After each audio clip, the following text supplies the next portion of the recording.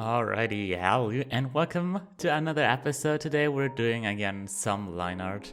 Probably one of the most calm processes of drawing, in my opinion. And today it's for Icecolo, because last time we actually finished the sketch, and now I'm doing some line art, trying to get some additional detail and stuff to it, because like overall it's pretty simple. I do like to keep it simple as well.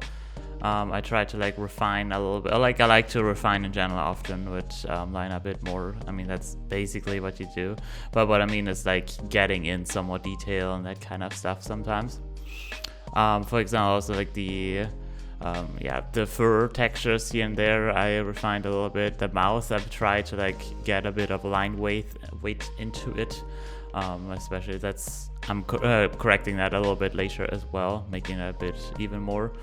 Yeah, adding a little extra fur tufts here and there, making it look nice and pleasant. All that kind of stuff. I know that I also made the chin a little bit more, or like less outward generally, shape-wise, than it was in the sketch.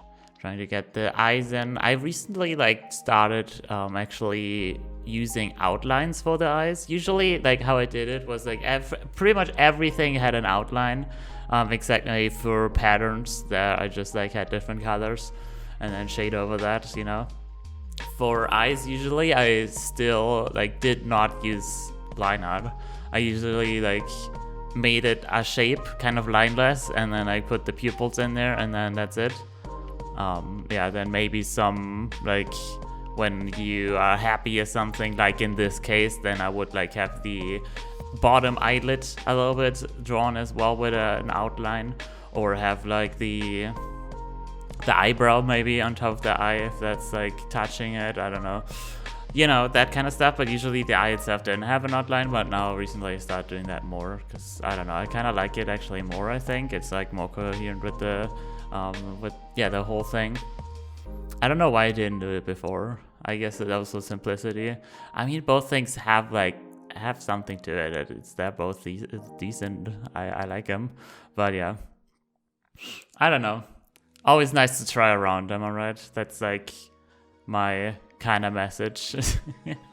Yeah, I really just left it at a bust sketch basically, or like bust drawing in general. It's not a sketch anymore after this. So yeah, only like a little bit of the upper torso. It probably makes like a good profile picture or something.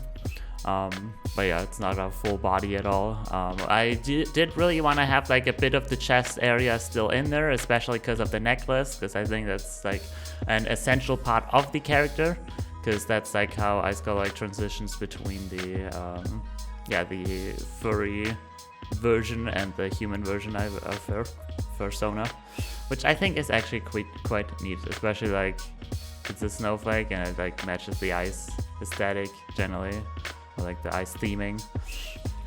It's quite exquisite, hell yeah. With the snowflake, I might actually, it could be that I have like the most detail there out of like everything on this drawing. But I mean, snowflakes are just like, they have like quite the detailed pattern about them. It's like hard to like simplify that. I was thinking of like just not doing line art and just having it like a shape, but again, it wouldn't like quite match the whole thing. So yeah, I made it just like with copy paste the different parts, and then like afterwards made it a little bit more into scene, gave it a bit more perspective, redrew some line art to make it like work perspective wise and not just look like it's transformed into position. And I think that overall that worked out quite nicely. I think especially when I'm coming to like color and shading, I think it's gonna look pretty neat.